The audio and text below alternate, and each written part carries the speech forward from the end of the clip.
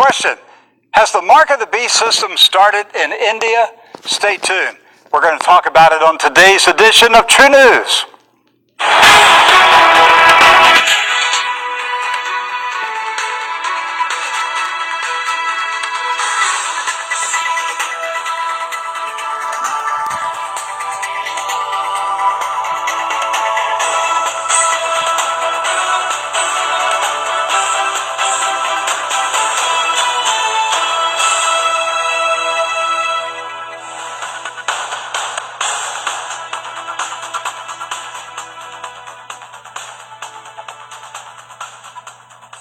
This is True News. I'm Rick Wiles.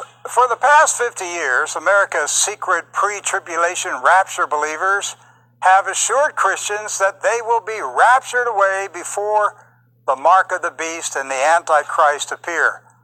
Well, tell that to India's troubled Christian population who are being compelled by the Hindu-controlled Indian government to have their fingers, faces, and eyes scanned so that they can be enrolled in Aadhaar. Aadhaar is the massive biometric identification registration project of the Indian government. It is administered by the Unique Identification Authority of India.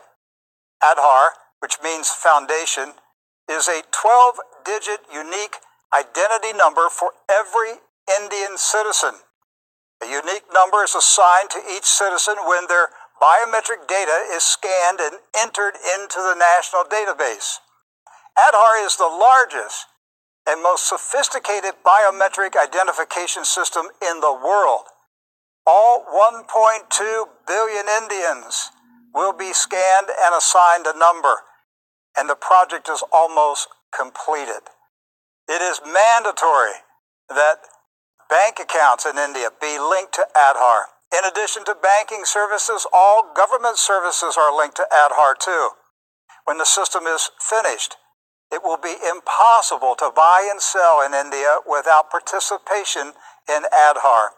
Prime Minister Modi, a radical Hindu, is pushing hard for India to become the first cashless society on the planet. In 2016, Mr. Modi's Hindu government banned 85% of India's currency in circulation in a brazen attempt to compel people to accept a cashless society. Imagine here in America, the United States government suddenly banning all paper money and coins except quarters and $1 bills.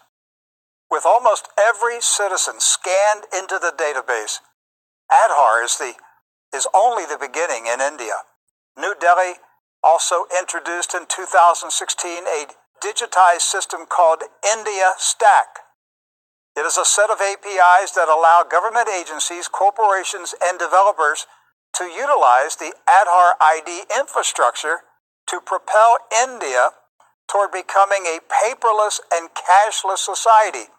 India Stack enables citizens to store and share personal data, such as addresses, telephone numbers, bank statements, financial records, tax records, and employment records. The personal records can be accessed and shared with others via Aadhaar. Therefore, Indian citizens can use India Stack to open bank accounts and brokerage accounts, make investments, share personal records with anybody in India by simply scanning their finger on their phone. Although there has been little opposition to Aadhaar among India's non-Christian population, many Bible-believing disciples of Jesus Christ in India are outright alarmed by the government's insistence that they be scanned and given a number so that they may buy and sell. Much of the opposition is centered in Mizoram, an Indian state with a Christian majority population. One Christian man has persevered in his opposition to Aadhaar that his case has reached the Supreme Court of India. His name is John Abraham. His lawyer recently told the Supreme Court that Mr. Abraham, quote, holds all 66 books that constitute the Holy Bible as sacred, inerrant Holy Scripture. This includes the prophetic book of Revelation, end of quote. India Supreme Court Chief Justice Deepak Misra, told Mr. Abraham and his lawyer that the Supreme Court will not discuss religious issues. Mr. Abraham informed the court that his son was denied admission to St. Xavier's College in Bombay because he was not enrolled in Aadhaar. The Christian husband and father is simply asking the court to allow his family to be exempted from mandatory enrollment in the biometric system. Joining Doc Burkhart with me today are Paul Benson, our Chief Information Officer, and Eric Rodriguez, our Social Media Director. Gentlemen, glad to have you here today. Thank you, sir. All right, so we have Aadhaar in India. Few Christians in America know anything about it. Yes. I don't think I've ever heard a sermon about it. Nobody's discussing it in America, and yet 1.2 billion people in India have already been scanned into the system. This thing, I mean, they've already done it. They've already completed the scanning process. And experts are saying if you're not in the system, then you're disenfranchised. Basically, you become unable to access any of the services of the Indian government. And you become a ghost. That's right. And this explains why in 2016, Prime Minister Modi suddenly, without warning, removed 85% of the paper notes circulating Now why did he do that? Because he was forcing the Indian people to accept a cashless society, to drive the Indian people into this biometric system. So they had to open a bank account, and to open a bank account, they needed a new digital ID. That's right, and if you have no cash, you can't buy and sell because this new system requires you to be scanned and to do everything in a digitized manner. Yes. So it's already happened.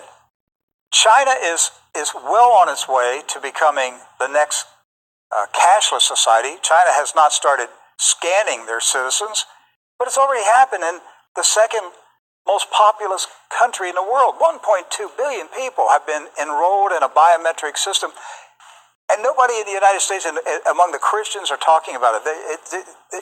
They're clueless that this is happening.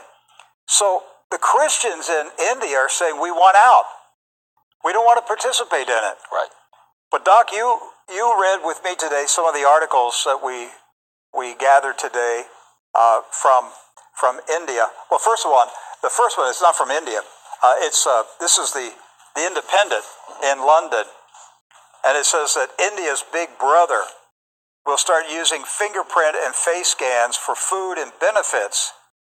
Seeking to build an identification system of unprecedented scope, India is scanning the fingerprints, eyes, and faces of 1.3 billion residents and connecting the data to essentials like welfare benefits and mobile phones. Civil libertarians are horrified viewing the program called Aadhaar as Orwell's Big Brother brought to life.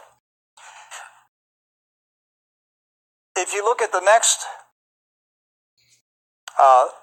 headline, this is from Scroll, Yes. which is a news website in India. And it says, the mark of the devil. Why a group of Christians in Mizoram are objecting to Aadhaar.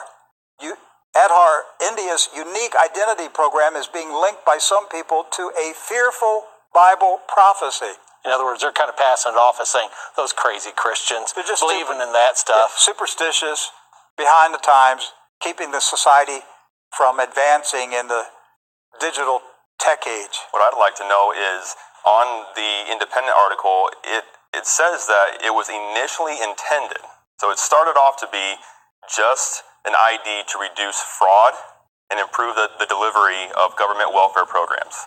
Sounds good. Just like most of these large company, the government-run initiatives, they start off with this feel-good, we're going to help you, we're going to better your life, and so on and so forth.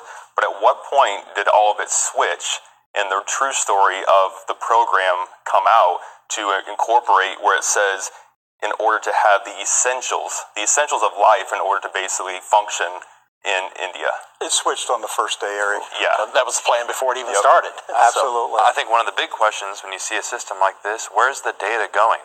Well, according to this article, it's actually heading to the UN. So the UN is one of the establishments that's actually taking this data, accessing it, collecting it. It is